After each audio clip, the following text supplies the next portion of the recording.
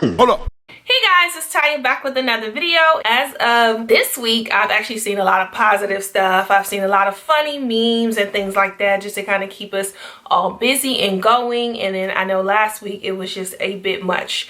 I think we all currently know what's going on out here. Unless you live under a rock, you probably don't know. But if you don't and you are on anybody's social media, you should pretty much know what is going on.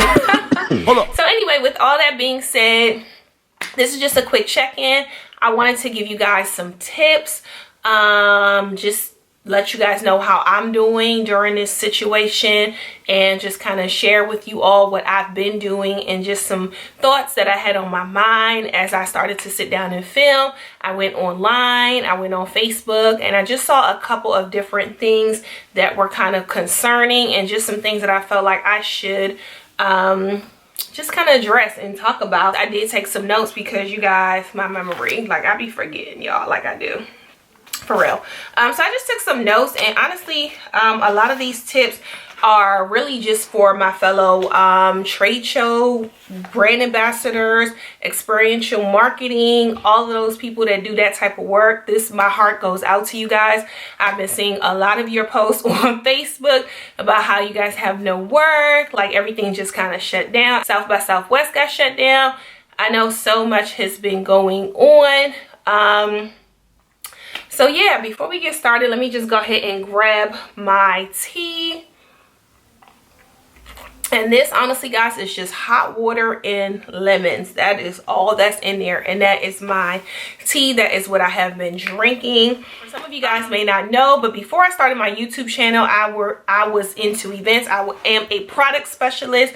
And so I just saw a lot of comments online, and my heart just went out to my fellow product specialists. I hear you guys. I see you guys' complaints, and my heart definitely goes out. There may not be any events until August. I've been seeing a lot of posts saying that a lot of the events have been pretty much canceled, and there may not be any events again until around August. So if you can, I would definitely suggest that you may want to file for unemployment if you can get it, if this applies to you.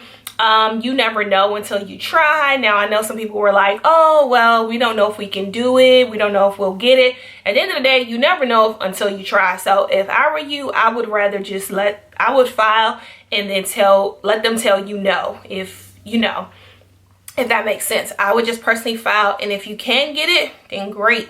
And if you can't, let them tell you no. Don't deny yourself. Don't say like, oh, I'm not going to be able to get it, so I won't file. I definitely think you should. And I know people have been saying like, oh, well, you have to be W-2 employee in order to get that, but you don't necessarily have to be W-2 employee in order to get that. Either way, if it was me, I would just file and let them tell me no. If they're going to say no, then let them say no. And if they're going to say yes, then okay, at least you got what you were requesting. Like, I know there's been so many reports, so many negative things. You know, a lot of people have just been coming up with their own predictions on what's going to happen going forward in these future weeks, even months. And I would suggest just use the time wisely, honestly, especially for my brand ambassadors. Make sure you guys are online applying. I know a lot of people have been reaching out to people that create content. They are looking for people to start going digital. So if you have that specialty, maybe that's not something that you've done in the past, but maybe that's something that you're thinking about doing. So yeah, I would definitely try to get into that. I would look into it. I would do my research. I would spend time just trying to see how I could make the most of this time versus being bummed out about not working, because you guys, don't worry, the work is coming. And I promise you, for those of you that are diligent during this time, and for those of you that are putting in your application to these agencies, once all of this is, once the shutdown is officially shut down, once everything is back up and running and popping, I'm pretty sure agencies are going to have work. And so the best way to get ahead of this or get on top of it is to apply. Just start applying for agencies that you may have wanted to work for that you never really thought about applying for. apply. You never know what's going to happen. Stay proactive. Don't lax. This isn't the time to lax. Make sure you stay proactive and do what you got to do, and go ahead and start applying, because like I said, once it gets popping again, people are going to be looking, and most of the time the agencies are going to be looking for those people that are proactive. So don't use this time to sit back and complain, woe is me. It's not you, boo. It's everybody. Everybody is going through it. Everybody is, you know, we all live in this world. We all see what's going on in the media, but don't be so consumed about that. Just try your best to use the time wisely and allow that time to benefit you in your situation. I also wanted to point out that I know some people had questions about creditors and like, what should you do right now currently, since like you're at home. I would suggest to call all my creditors. Honestly, if you have like any account, Bank of America, Capital One, whomever you use, SunTrust, Federal Union, whatever, like any credit union, Navy Federal, any of those credit unions, I would suggest to get on top of it. I feel like it's better to be proactive versus being lax and then them having to call you and chase you down. Don't nobody want to chase you down to get their money. Don't nobody want to chase you down. You know, they don't want to have to chase you down. I feel like they would respect you calling them versus you just letting your bills lapse, because I know this can be a trying time, especially for those that do not have work currently. So I would say to stay on top of it, just be responsible, stay on top of it, call them, even if it's a, hey, I don't know what's going on. I'm kind of in limbo here. I'm not really working. I know I'll be working again soon, hopefully. But I would definitely just reach out, and they can give you like extensions as far as like fees. I know Bank of America does that. If you call them and you have a situation where you're not working, I know there's been times where work has just been kind of scarce, and that's how it is in this industry.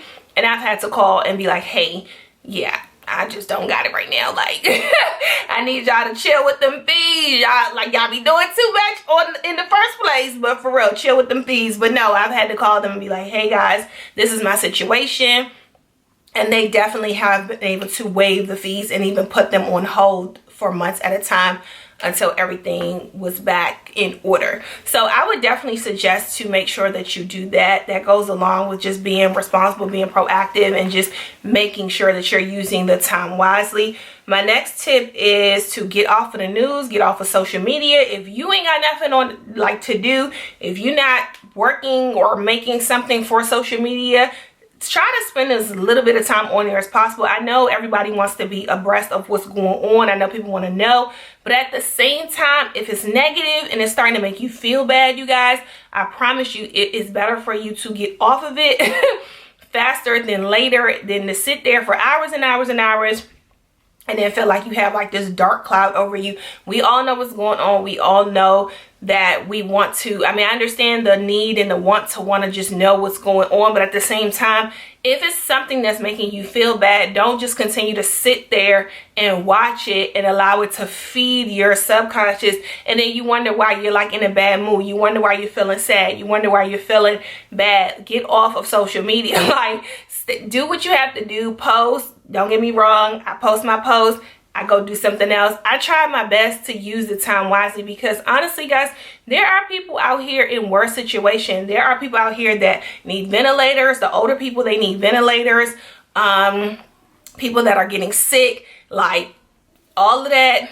You don't, like, if you're in a home and you have light, you have running water, you have electricity, you're good. You definitely need to thank God for what you do have, and whining and complaining about what you don't have, I just think that that's such a negative approach, and I would rather you be proactive and just have an attitude of gratitude. So I would definitely say just to stay off social media if you don't have to, and of course, if you do have to get on there, find stuff that makes you feel good, that makes you feel comforted at this time. Definitely save your money.